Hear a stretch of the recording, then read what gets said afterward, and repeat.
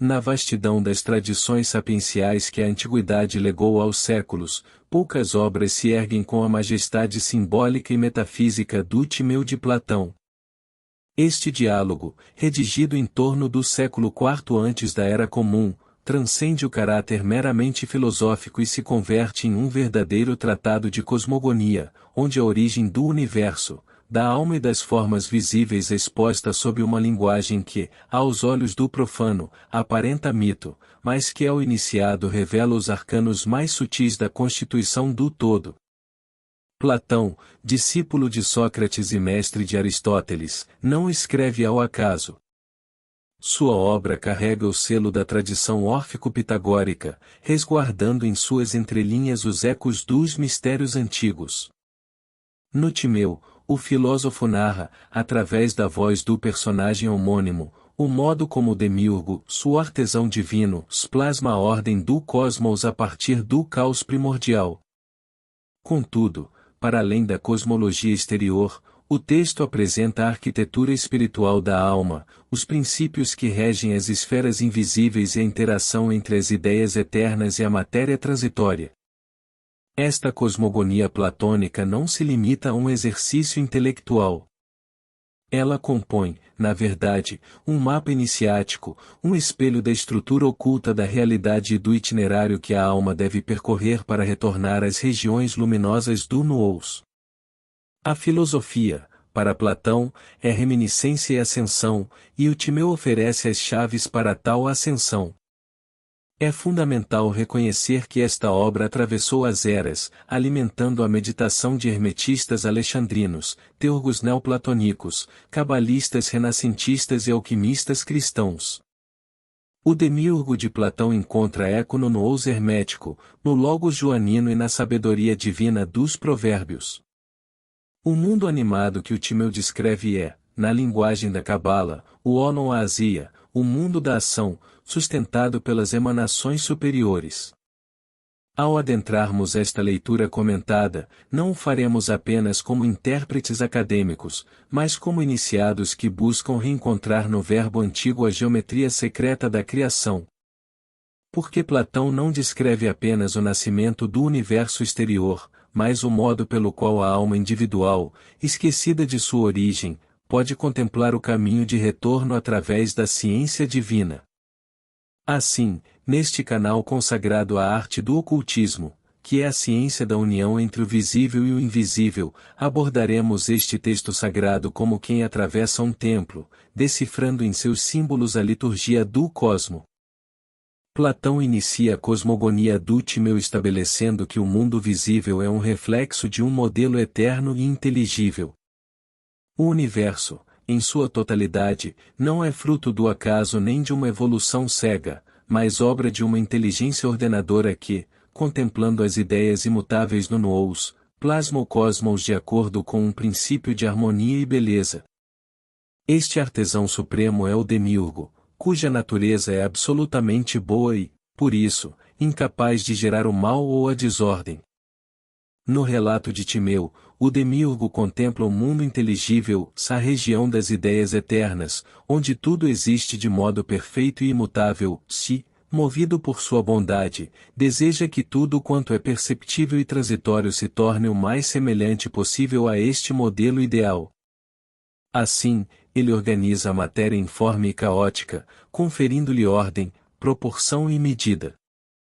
Aqui, Platão antecipa a estrutura trinitária que os místicos herméticos e neoplatônicos mais tarde desenvolveriam, o nous como princípio de inteligência pura, o logos como razão ordenadora e mediadora, e a alma do mundo como princípio animador que une o ideal ao sensível. O Demiurgo atua como ponte entre o nous e a matéria, servindo-se do logos para organizar as ideias e transmiti-las à alma do mundo, que, por sua vez, imprime essas formas no mundo corpóreo. Esta sequência causal, nous, logos, alma do mundo e matéria, se reflete não apenas a arquitetura do cosmos, mas também a estrutura interna da alma humana.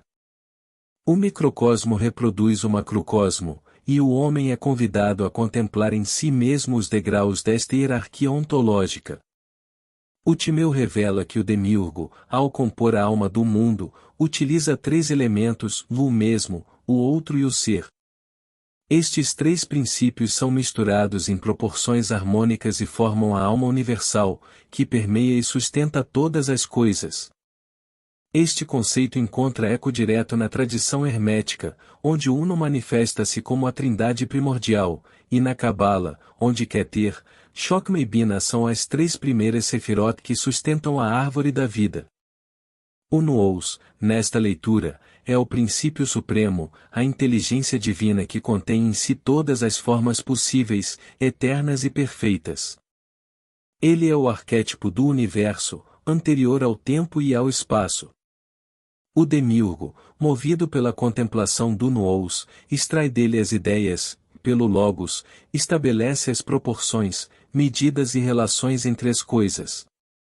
O Logos, portanto, é o mediador, a razão universal que organiza o caos e estabelece as leis imutáveis do cosmo. A alma do mundo, ao receber as ideias organizadas pelo Logos, as transmite à matéria, imprimindo nelas a marca do eterno. Assim, o mundo visível é animado por uma alma universal que o mantém coeso e ordenado, tornando-se um organismo vivo e dotado de inteligência. Este conceito ressoa profundamente com o hermetismo, onde a alma do mundo é identificada com a força vital que permeia todos os planos, e na alquimia, onde a matéria só pode ser transmutada porque contém, em seu interior, a centelha anímica universal. Nas Escrituras, essa dinâmica é evocada no princípio joanino, onde se afirma que no princípio era o Verbo, e o Verbo estava com Deus, e o Verbo era Deus. Todas as coisas foram feitas por ele, e sem ele nada do que foi feito se fez. O Verbo, ou Logos, é aqui o mesmo princípio mediador platônico que organiza o caos e transmite à criação o desígnio do Nous. A correspondência é inequívoca, o demiurgo é o Pai, o Logos é o Filho, e a alma do mundo é o espírito animador que fecunda as águas primordiais. Ao meditar sobre esse trecho do Timeu, o iniciado compreende que a realidade visível é sustentada por uma arquitetura invisível e que, por meio da contemplação do Nous e da união com o Logos, a alma pode ascender aos planos superiores, reencontrando sua origem luminosa. Ao dar continuidade à exposição cosmogônica, Platão nos conduz ao âmago da arquitetura divina, revelando a composição da alma do mundo, este princípio invisível e animador que, como um fluido sutil, permeia todas as coisas, vinculando o sensível ao inteligível. O demiurgo, movido pela necessidade de conferir ao cosmos não apenas existência, mas vida e inteligência, fabrica a alma do mundo antes mesmo de plasmar os corpos celestes e os elementos visíveis. Pois o vivente cósmico haveria de possuir uma alma que lhe transmitisse unidade e consciência, sem a qual a ordem não poderia subsistir. Para compor essa alma, o demiurgo utiliza três essências, o mesmo, o outro e o ser. Estes três princípios são mesclados em proporções harmônicas, e por meio de operações matemáticas e musicais, o artesão divino estabelece as relações que regerão todas as coisas. Aqui, Platão nos insinua a correspondência entre cosmos e harmonia musical, ideia retomada pelos pitagóricos e pelos alquimistas medievais, que viam nas proporções harmônicas o espelho da ordem celeste. O mesmo representa a permanência, a identidade, a essência que conserva a unidade em meio à multiplicidade. O outro é a diferença, a alteridade, a potência que permite a manifestação da pluralidade e da diversidade. O ser é a síntese dessas duas forças, o ponto de equilíbrio onde unidade e multiplicidade se reconciliam. Esta tríade constitui a alma do mundo, e nela Platão antecipa as grandes trindades ontológicas que povoariam o hermetismo, a cabala e a teologia cristã. O demiurgo distribui a alma em forma de um X cósmico, fazendo-a girar em duas direções contrárias, um movimento uniforme, que se relaciona com a esfera das estrelas fixas, e outro diverso, que governa os planetas errantes. Essa estrutura celeste é o fundamento da astrologia antiga e da teurgia, pois a disposição dos astros e seus movimentos não são fortuitos, mas expressão visível das potências arquetípicas que descem do nous ao mundo sensível. A alma do mundo, atravessando e envolvendo o corpo do universo, penetra todas as coisas, animando-as com uma centelha de inteligência.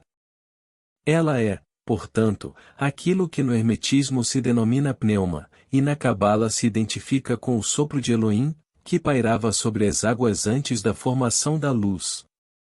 É também a substância mediadora na alquimia, conhecida como mercúrio filosófico, o espírito universal capaz de unir os opostos e realizar a transmutação. Platão prossegue descrevendo como o demiurgo, utilizando-se dessa alma, traça os intervalos musicais com os quais cria a estrutura do tempo, das esferas e dos corpos celestes. Assim, o tempo não existe por si mesmo, mas como imagem móvel da eternidade, medido pelos movimentos circulares do céu. Esta concepção ecoa na definição hermética de tempo como ilusão transitória, cujo domínio é necessário ao mago para transcender a roda das encarnações e regressar ao seio do nous. Essa harmonia cósmica não se limita às estrelas, mas desce até o mais ínfimo elemento, estabelecendo uma correspondência hierárquica entre todas as coisas. O que está em cima é como o que está embaixo, e a alma do mundo é o elo invisível que assegura a comunicação entre os planos. Daí que o iniciado, ao conhecer a ordem celeste e os ritmos do cosmos, possa operar mudanças no mundo inferior e na própria alma, sintonizando-se com o movimento do todo. Portanto, a leitura desse trecho do Timeu revela que a realidade visível é sustentada por uma rede viva de relações harmônicas, animada por uma alma universal que contém em si a imagem do nous. Compreender essa estrutura é a base de toda a teurgia, alquimia e magia cerimonial, pois permite ao operador trabalhar com as potências arquetípicas e os influxos astrais de modo consciente e ordenado.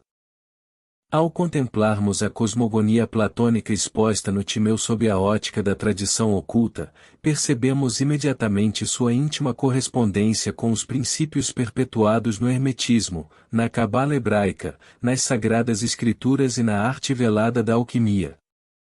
Pois a verdade, embora velada por símbolos e vocabulários distintos, permanece una, e o iniciado, ao decifrar as linguagens diversas, reconhece nela a mesma tessitura secreta.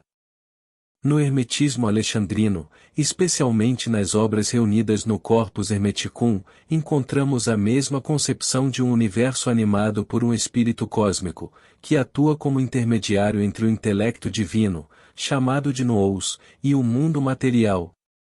Na obra intitulada Poimandres, é o nous que, ao contemplar a vontade do Uno, gera o verbo ou logos, o qual ordena a matéria por meio de proporções harmônicas, estabelecendo os céus, as estrelas e os ciclos temporais. A alma do mundo, aqui chamada de pneuma universal, penetra todas as coisas, sustentando a unidade do todo. A tríade platônica de o mesmo, o outro e o ser aparece transmutada no hermetismo sob os nomes de Uno, intelecto e alma do cosmos, e mais tarde como poder, sabedoria e inteligência, três faces da mesma substância primordial. Assim como no Timeu, o cosmos hermético é visto como um ser vivo, dotado de corpo e alma, espelhando a imagem do intelecto divino. Na Cabala, sobretudo na tradição nurianista e nos escritos da escola de Safed, reconhecemos na composição da alma do mundo a dinâmica das sefirot superiores, que é ter como o princípio do ser, Chokma como o mesmo, e Bina como o outro, cujos jogos e emanações organizam o mundo das formas. A descida das ideias do Ein Sovaur até a matéria densa ocorre por meio das sefirot, análogas aos níveis ontológicos descritos por Platão.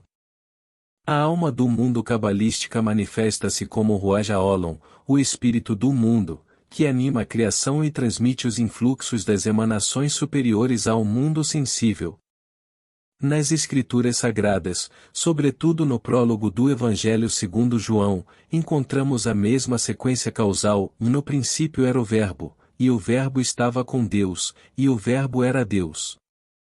O Verbo é aqui o Logos platônico, razão universal e mediadora. Por ele todas as coisas foram feitas, e sem ele nada do que foi feito se fez. Assim como no Timeu, o Verbo organiza o caos primordial, e o Espírito de Deus pairava sobre as águas antes da criação da luz. Este Espírito é a alma do mundo, o Ruach Elohim, que, ao soprar sobre as águas, anima e ordena a matéria. A alquimia, por sua vez, retoma essa estrutura cosmogônica e a aplica no labor do Atanor e do Crisol. O alquimista sabe que a matéria contém em si uma centelha da alma do mundo e que, por meio da aplicação das proporções corretas e da harmonia dos elementos, é possível despertar essa centelha e conduzi-la à perfeição. A tríade platônica reaparece aqui como Mercúrio, enxofre e sal, três princípios que, em suas combinações, reproduzem os jogos do mesmo, do outro e do ser.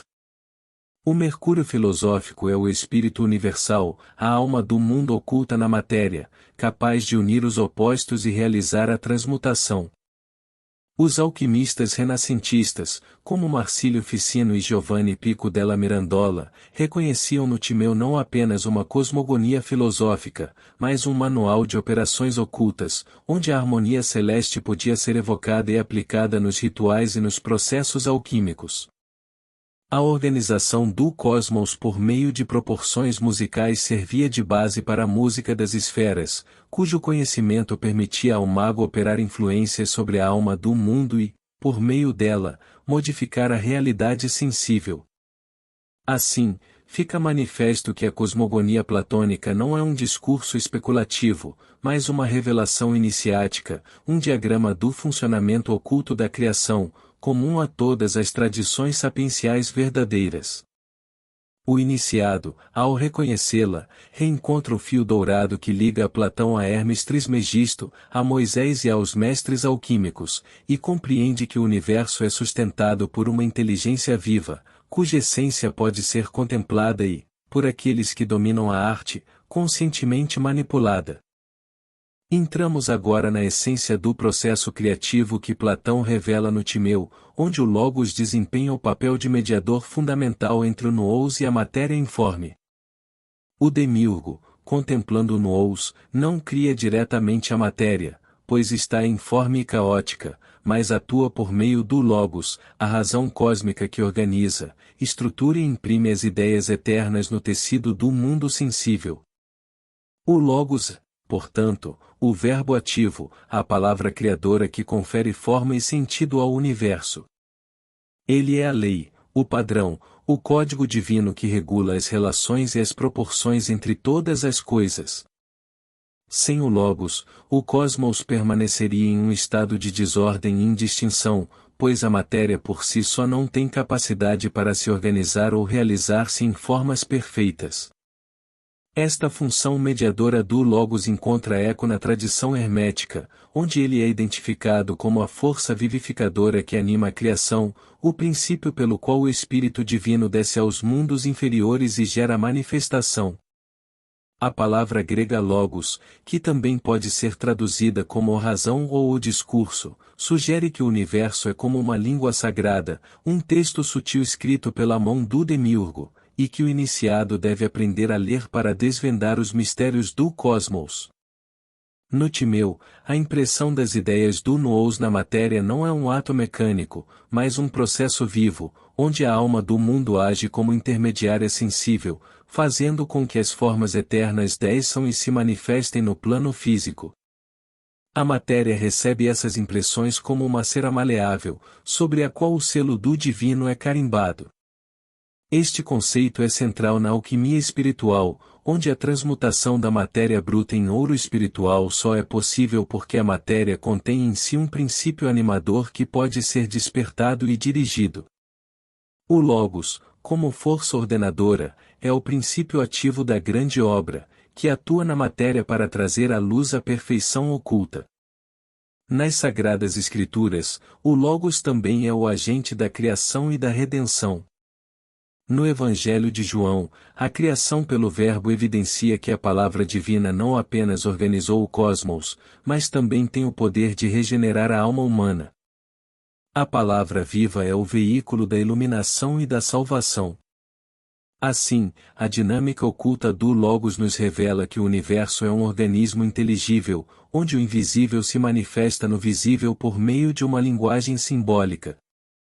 Para o iniciado em magia e ocultismo, conhecer e sintonizar-se com esse Logos é fundamental para operar transformações internas e externas, harmonizando-se com a ordem cósmica e atuando como co-criador consciente. Para que o entendimento não permaneça abstrato, é necessário traduzir essa estrutura cósmica em símbolos e práticas que o iniciado possa integrar em sua jornada esotérica.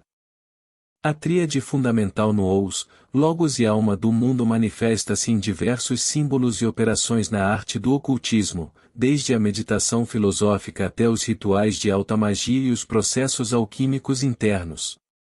O Nous, a inteligência divina suprema, pode ser simbolizado pelo círculo perfeito, que representa o todo, a unidade, a plenitude da mente universal.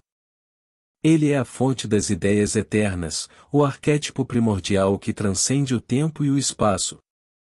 O iniciado, ao meditar sobre o círculo, busca sintonizar-se com essa fonte, abrindo-se para a intuição das formas eternas que sustentam o cosmos. O Logos, como princípio organizador, encontra seu símbolo no quadrado, que evoca a estrutura, a ordem e a estabilidade. O quadrado é a expressão do número 4, da manifestação dos elementos, dos pontos cardeais e das bases do mundo material. Ele representa a inteligência que dá forma ao caos, o verbo que traduz o infinito em padrões compreensíveis. Em rituais, o quadrado é frequentemente usado como base para círculos mágicos, indicando a harmonização do espírito com a matéria. A alma do mundo é simbolizada pelo triângulo, figura da trindade viva que une o céu, a terra e o intermediário, o espírito. O triângulo equilátero representa o ponto de equilíbrio entre as forças opostas, a síntese da unidade no plural. Em alquimia, o triângulo é muitas vezes inscrito em círculos e quadrados para simbolizar a integração dos três princípios essenciais, a união do espírito com a matéria através da inteligência divina.